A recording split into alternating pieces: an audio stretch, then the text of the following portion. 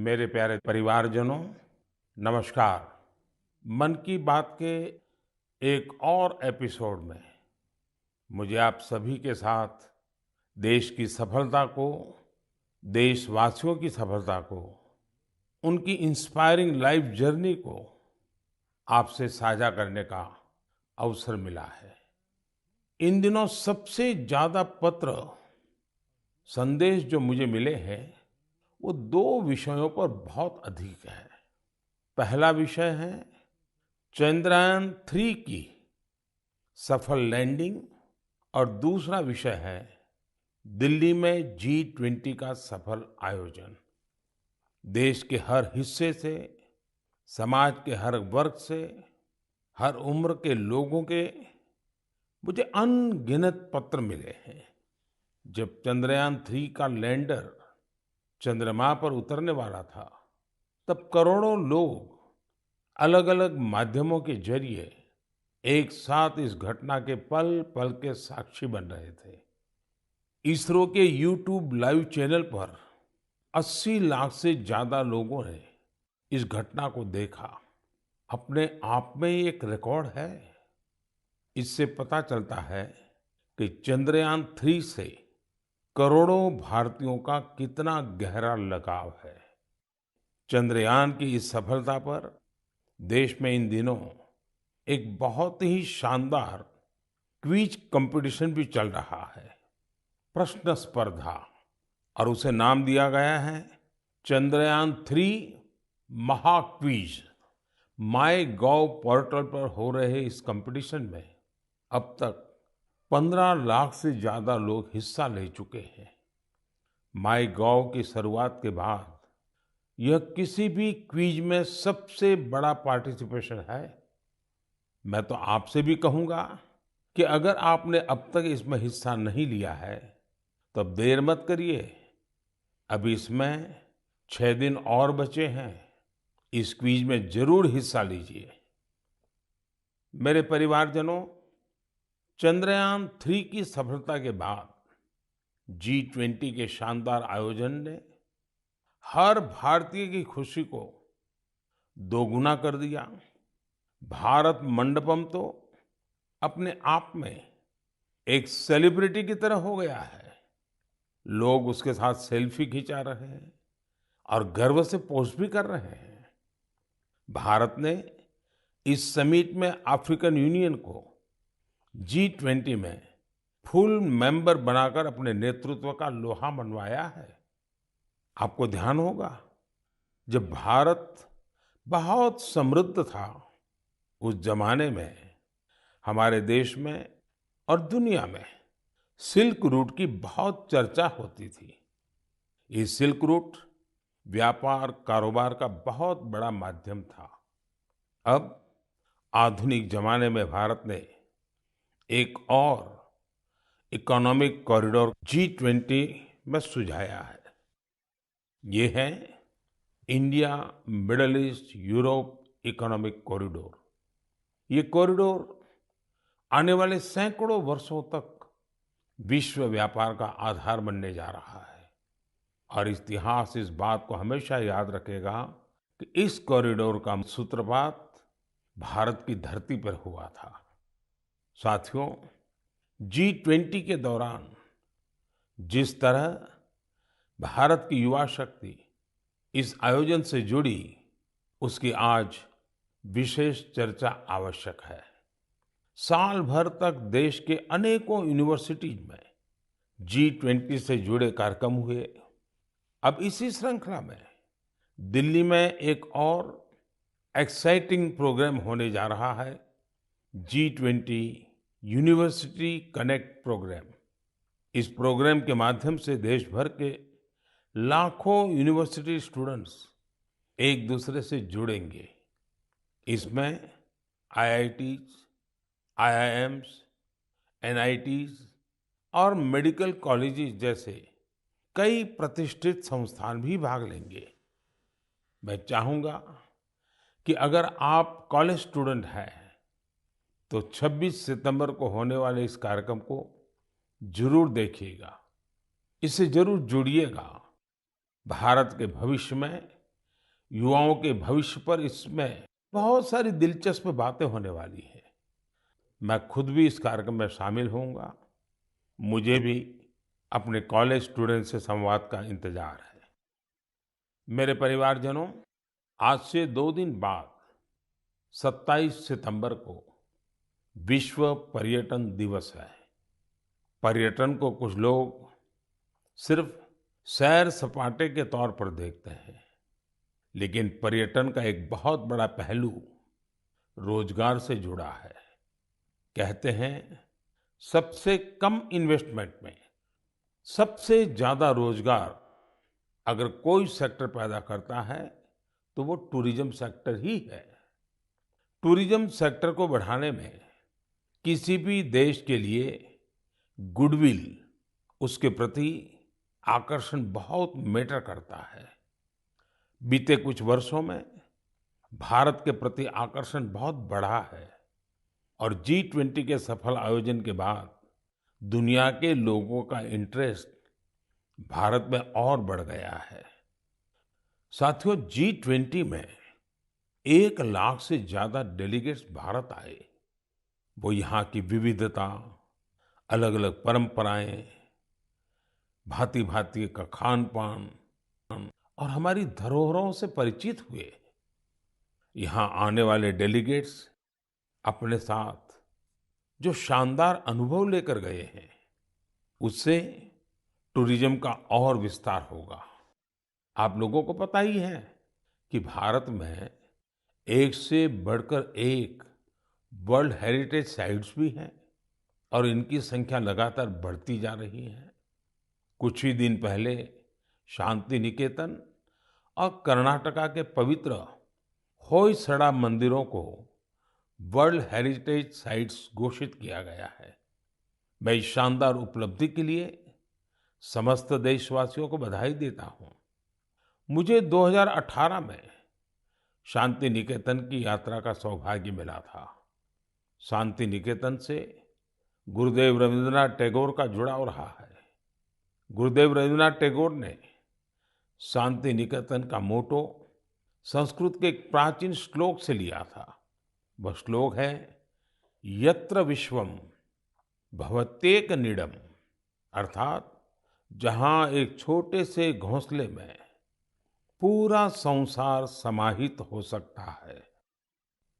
कर्नाटका के जिन होयसड़ा मंदिरों को यूनेस्को ने विश्व धरोहर सूची में शामिल किया है, उन्हें 13वीं शताब्दी के बेहतरीन आर्किटेक्चर के लिए जाना जाता है। इन मंदिरों को यूनेस्को से मान्यता मिलना मंदिर निर्माण की भारतीय परंपरा का भी सम्मान है। भारत में अब वर्ल्ड हेरिटेज प्रॉपर्टीज की कुल संख्या 42 हो गई है। भारत का प्रयास है कि हमारे ज्यादा से ज्यादा ऐतिहासिक और सांस्कृतिक जगहों को वर्ल्ड हेरिटेज साइट की मान्यता मिले। मेरा आप सबसे आग्रह है कि जब भी आप कहीं घूमने जाने की योजना बनाएं तो ये प्रयास करें कि भारत की विविधता के दर्शन करें। आप अलग अलग राज्यों की संस्कृति को समझें, हेरिटेज साइट्स को देखें। इससे आप अपने देश के गौरवशाली इतिहास से तो परिचित होंगे ही, स्थानीय लोगों की आय बढ़ाने का भी आप अहम माध्यम बनेंगे। मेरे परिवारजनों, भारतीय संस्कृति और भारतीय संगीत अब ग्लोबल हो चुका है। दुनिया भर के लोगों का इनसे लगाव दिनों दिन बढ़ता ही जा रहा है। एक प्यारी सी बिटिया द्वारा की गई एक प्रस्तुति, उसका एक छोटा सा ऑडियो आपको सुनाता हूं। जगज्जालपालं कजत्कण्ठमालं शरच्चन्द्रभालं महादैत्यकालं नभो नीलकायं दुरावारमायं सुपद्मसहायं भजेऽहं भजेऽहम्। नागेन्द्रहाराय त्रैलोचनाय भस्मङ्गरागाय माहेश्वराय नित्याय शुद्धाय दिगम्बराय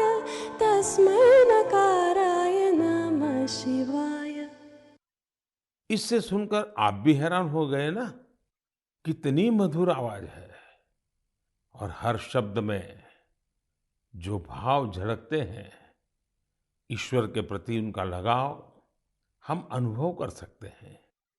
अगर मैं ये बताऊं कि सुरीली आवाज जर्मनी की एक बेटी की है, तो शायद आप और अधिक हैरान होंगे। इस बिटिया का नाम कैसमी है। 21 साल की कैसमी इन दिनों इंस्टाग्राम पर खूब छाई हुई है। जर्मनी की रहने वाली कैसमी कभी भारत नहीं आई है, लेकिन वो भारतीय संगीत की दीवानी है, जिसने कभी भारत को देखा तक नहीं। उसकी भारतीय संगीत में ये रुचि बहुत ही इंस्पायरिंग है। कैसमी जन्म से ही देख नहीं पाती है, लेकिन ये मुश्किल चुनौती उन्हें असाधारण उपलब्धियों से रोक नहीं पाई। म्यूजिक और क्रिएटिविटी को लेकर उनका पैशन कुछ ऐसा था कि बचपन से ही उन्होंने गाना शुरू कर दिया। अफ्रीकन ड्रमिंग की शुरुआत तो उन्होंने महज 3 साल की उम्र में ही कर दी थी। भारतीय संगीत से उनका परिचय 5-6 साल पहले ही हुआ। भारत के संगीत ने उनको इतना मोह लिया, इतना मोह लिया, कि इसमें पूरी तरह से रम गई। उन्होंने तबला बजाना भी सीखा है। सबसे इंस्पायरिंग बात तो यह है कि वे कई सारी भारतीय भाषाओं में गाने में महारत हासिल कर चुकी है। संस्कृत, हिंदी, मलयालम, तमिल, कन्नड़ या फिर असमी, बंगाली, मराठी, उर्दू, उन्होंने इन सब में अपने सुर साधे हैं। आप कल्पना कर सकते हैं, किसी को दूसरी अनजान भाषा की 2-3 लाइनें बोलनी पड़ जाएं तो कितनी मुश्किल आती है। लेकिन कैसमी के लिए जैसे बाएं हाथ का खेल है। आप सभी के लिए मैं यहाँ कन्नड़ा में गाए उनके एक गीत को शेयर कर रहा हूँ। ನಮ್ಮ ವಚನ ಬಹುವಚನ ನುಡಿರು ಕನ್ನಡ ನಡೆಯಿರೋ ಕನ್ನಡ ನಮ್ಮ ವಚನ ಬಹುವಚನ ನುಡಿರು ಕನ್ನಡ ನಡೆಯಿರೋ ಕನ್ನಡ ಕನ್ನಡ ನಮ್ಮ ಕನ್ನಡ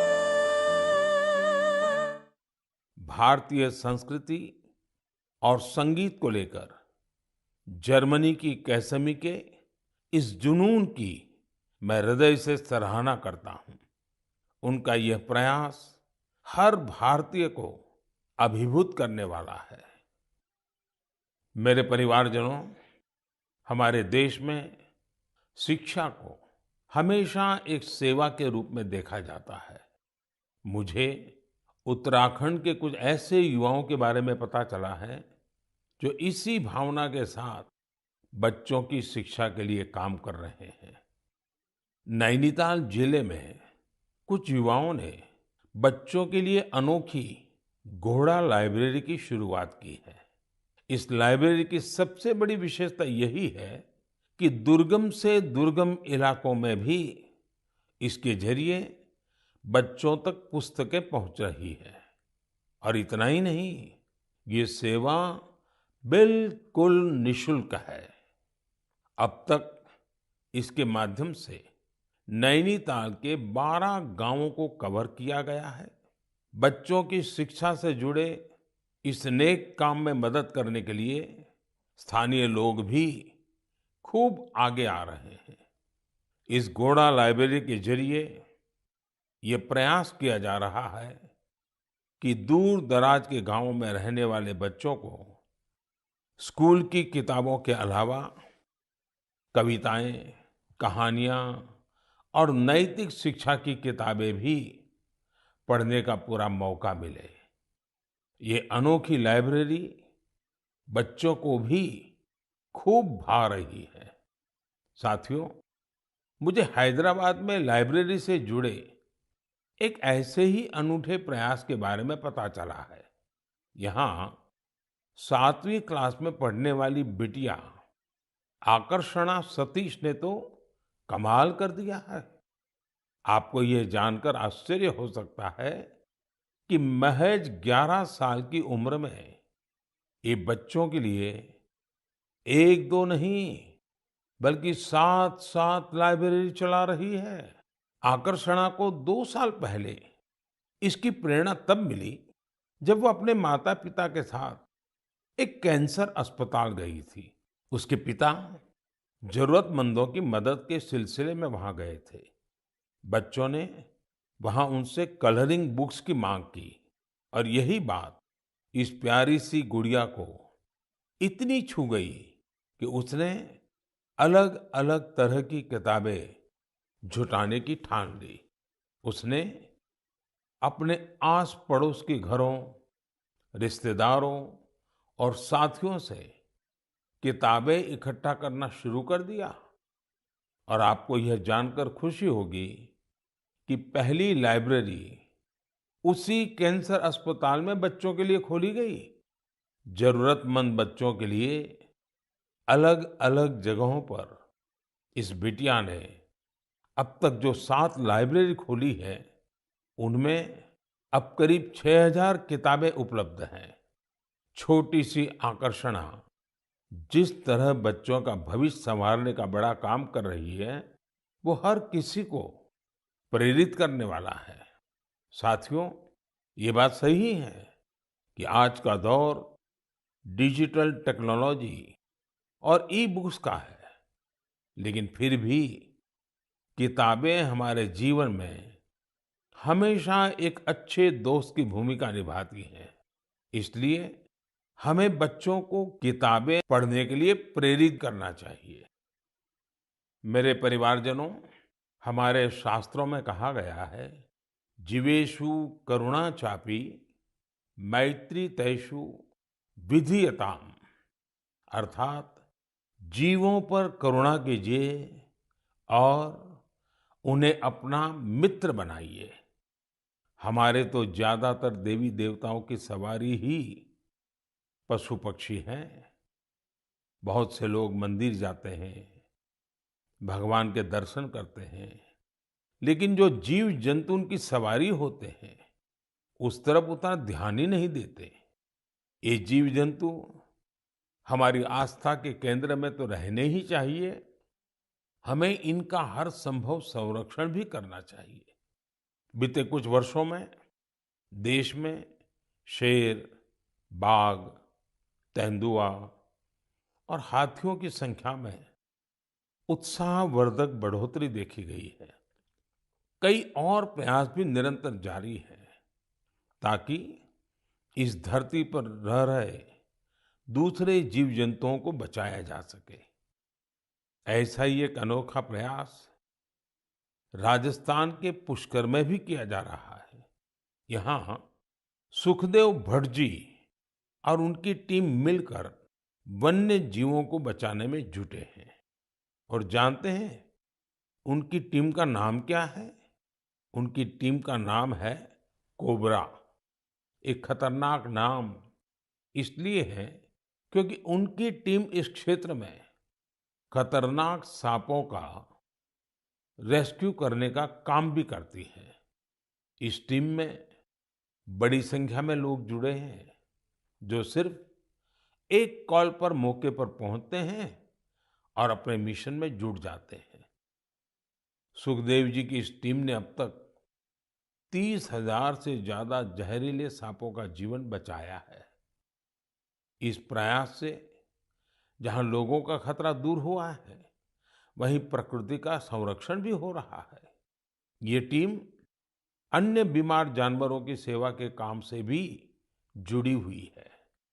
साथियों, तमिलनाडु के चेन्नई में auto driver M Rajendra Prasad ji भी एक अनोखा काम कर रहे हैं। वो पिछले 25-30 साल से कबूतरों की सेवा के काम में जुटे हैं। खुद उनके घर में 200 से ज्यादा कबूतर हैं। वहीं इन पक्षियों के भोजन, पानी, स्वास्थ्य जैसी हर जरूरत का पूरा ध्यान रखते हैं। इस पर उनका काफी पैसा भी खर्च होता है, लेकिन वो अपने काम में डटे हुए हैं। साथियों, लोगों को नेक नियत से ऐसा काम करते देखकर वाकई बहुत सुकून मिलता है, काफी खुशी होती है। अगर आपको भी ऐसे ही कुछ अनूठे प्रयासों के बारे में जानकारी मिले तो उन्हें जरूर शेयर कीजिए। मेरे प्यारे परिवारजनों, आजादी का ये अमृत काल देश के लिए हर नागरिक का कर्तव्य काल भी है। अपने कर्तव्य निभाते हुए ही हम अपने लक्ष्यों को पा सकते हैं, अपनी मंजिल तक पहुंच सकते हैं। कर्तव्य की भावना हम सभी को एक सूत्र में पिरोती है। यूपी के संभल में देश ने कर्तव्य भावना की एक ऐसी मिसाल देखी है जिसे मैं आपसे भी शेयर करना चाहता हूं। आप सोचिए, 70 से ज्यादा गांव हो, हजारों की आबादी हो और सभी लोग मिलकर एक लक्ष्य, एक ध्येय की प्राप्ति के लिए साथ आ जाए, जुट जाए। ऐसा कम ही होता है, लेकिन संभल के लोगों ने ये करके दिखाया। इन लोगों ने मिलकर जन भागीदारी और सामूहिकता की बहुत ही शानदार मिसाल कायम की है। दरअसल इस क्षेत्र में दशकों पहले सोत नाम की एक नदी हुआ करती थी। अमरोहा से शुरू होकर संभल होते हुए बदायूं तक बहने वाली ये नदी एक समय इस क्षेत्र में जीवनदायिनी के रूप में जानी जाती थी। इस नदी में अनवरत जल प्रवाहित होता था, जो यहाँ के किसानों के लिए खेती का मुख्य आधार था। समय के साथ नदी का प्रवाह कम हुआ। नदी जिन रास्तों से बहती थी वहां अतिक्रमण हो गया और ये नदी विलुप्त हो गई। नदी को मां मानने वाले हमारे देश में संभल के लोगों ने इस सोत नदी को भी पुनर्जीवित करने का संकल्प ले लिया। पिछले साल दिसंबर में सोत नदी के कायाकल्प का काम 70 से ज्यादा ग्राम पंचायतों ने मिलकर शुरू किया। ग्राम पंचायतों के लोगों ने सरकारी विभागों को भी अपने साथ लिया। आपको ये जानकर खुशी होगी कि साल के पहले 6 महीने में ही ये लोग नदी के 100 किलोमीटर से ज्यादा रास्ते का पुनरुद्धार कर चुके थे। जब बारिश का मौसम शुरू हुआ तो यहाँ के लोगों की मेहनत रंग लाई और सोत नदी पानी से लबालब भर गई। यहाँ के किसानों के लिए खुशी का एक बड़ा मौका बनकर आया है। लोगों ने नदी के किनारे बांस के 10,000 से भी अधिक पौधे भी लगाए हैं ताकि इसके किनारे पूरी तरह सुरक्षित रहें। नदी के पानी में 30,000 से अधिक गम्बूसिया मछलियों को भी छोड़ा गया है ताकि मच्छर न पनपे।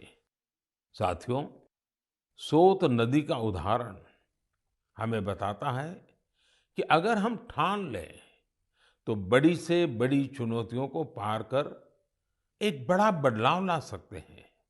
आप भी कर्तव्य पथ पर चलते हुए अपने आसपास ऐसे बहुत से बदलावों का माध्यम बन सकते हैं। मेरे परिवारजनों, जब इरादे अटल हों और कुछ सीखने की लगन हो तो कोई काम मुश्किल नहीं रह जाता है।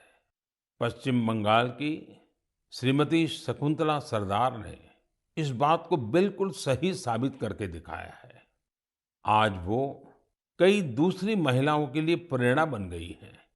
शकुंतला जी जंगल महल के शातनाला गांव की रहने वाली हैं। लंबे समय तक उनका परिवार हर रोज मजदूरी करके अपना पेट पालता था।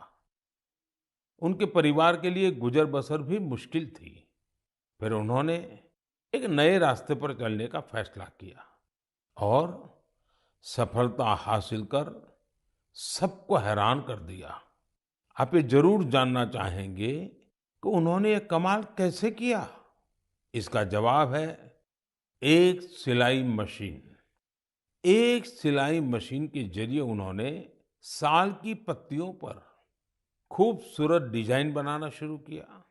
उनके इस हुनर ने पूरे परिवार का जीवन बदल दिया। उनके बनाए इस अद्भुत क्राफ्ट की मांग लगातार बढ़ती जा रही है।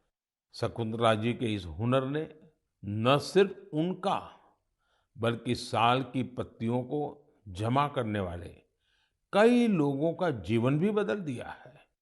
अब वो कई महिलाओं को ट्रेनिंग देने का भी काम कर रही है। आप कल्पना कर सकते हैं, एक परिवार जो कभी मजदूरी पर निर्भर था, अब खुद दूसरों को रोजगार के लिए प्रेरित कर रहा है। उन्होंने रोज की मजदूरी पर निर्भर रहने वाले अपने परिवार को अपने पैरों पर खड़ा कर दिया है। इससे उनके परिवार को अन्य चीजों पर भी फोकस करने का अवसर मिला है। एक बात और हुई है, जैसे ही शकुंतला जी की स्थिति कुछ ठीक हुई, उन्होंने बचत करना भी शुरू कर दिया है। अब वो जीवन बीमा योजनाओं में निवेश करने लगी है ताकि उनके बच्चों का भविष्य भी उज्जवल हो। शकुंतला जी के जज्बे के लिए उनकी जितनी सराहना की जाए वो कम है। भारत के लोग ऐसी ही प्रतिभा से भरे होते हैं। आप उन्हें अवसर दीजिए और देखिए वे क्या क्या कमाल कर दिखाते हैं। मेरे परिवारजनों, दिल्ली में G20 समिट के दौरान उस दृश्य को भला कौन भूल सकता है जब कई वर्ल्ड लीडर्स बापू को श्रद्धा सुमन अर्पित करने एक साथ राजघाट पहुंचे। यह इस बात का एक बड़ा प्रमाण है कि दुनिया भर में बापू के विचार आज भी कितने प्रासंगिक है। मुझे इस बात की भी खुशी है कि गांधी जयंती को लेकर पूरे देश में स्वच्छता से संबंधित बहुत सारे कार्यक्रमों का प्लान किया गया है। केंद्र सरकार के सभी कार्यालयों में स्वच्छता ही सेवा अभियान काफी जोर शोर से जारी है। इंडियन स्वच्छता लीग में भी काफी अच्छी भागीदारी देखी जा रही है। आज मैं मन की बात के माध्यम से सभी देशवासियों से एक आग्रह भी करना चाहता हूं। 1 अक्टूबर यानी रविवार को सुबह 10 बजे स्वच्छता पर एक बड़ा आयोजन होने जा रहा है। आप भी अपना वक्त निकालकर स्वच्छता से जुड़े इस अभियान में अपना हाथ बटाएं। आप अपनी गली, आस पड़ोस, पार्क, नदी, सरोवर या फिर किसी दूसरे सार्वजनिक स्थल पर इस स्वच्छता अभियान से जुड़ सकते हैं। और जहां-जहां अमृत सरोवर बने हैं, वहां तो स्वच्छता अवश्य करनी है। स्वच्छता की ये कार्यांजलि ही गांधी जी को सच्ची श्रद्धांजलि होगी। मैं आपको फिर से याद दिलाना चाहूंगा कि इस गांधी जयंती के अवसर पर खादी का कोई न कोई प्रोडक्ट जरूर खरीदें। मेरे परिवारजनों, हमारे देश में त्योहारों का सीजन भी शुरू हो चुका है। आप सभी के घर में भी कुछ नया खरीदने की योजना बन रही होगी। कोई इस इंतजार में होगा कि नवरात्र के समय वो अपना शुभ काम शुरू करेगा। उमंग, उत्साह के इस वातावरण में आप वोकल फॉर लोकल का मंत्र भी जरूर याद रखें। जहां तक संभव हो, आप भारत में बने सामानों की खरीदारी करें, भारतीय प्रोडक्ट का उपयोग करें और मेड इन इंडिया सामान का ही उपहार दें। आपकी छोटी सी खुशी किसी दूसरे के परिवार की बहुत बड़ी खुशी का कारण बनेगी। आप जो भारतीय सामान खरीदेंगे, उसका सीधा फायदा हमारे श्रमिकों, कामगारों, शिल्पकारों और अन्य विश्वकर्मा भाई बहनों को मिलेगा। आजकल तो बहुत सारे स्टार्टअप्स भी स्थानीय प्रोडक्ट्स को बढ़ावा दे रहे हैं। आप स्थानीय चीजें खरीदेंगे तो स्टार्टअप्स के इन युवाओं को भी फायदा होगा।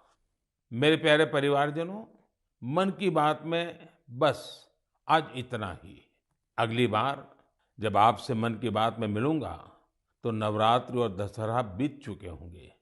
त्योहारों के इस मौसम में आप भी पूरे उत्साह से हर पर्व मनाएं, आपके परिवार में खुशियां रहे, मेरी यही कामना है। इन पर्वों की आपको बहुत सारी शुभकामनाएं। आपसे फिर मुलाकात होगी और भी नए विषयों के साथ, देशवासियों की नई सफलताओं के साथ। आप अपने संदेश मुझे जरूर भेजते रहिए। अपने अनुभव शेयर करना न भूलें। मैं प्रतीक्षा करूंगा। बहुत बहुत धन्यवाद। नमस्कार।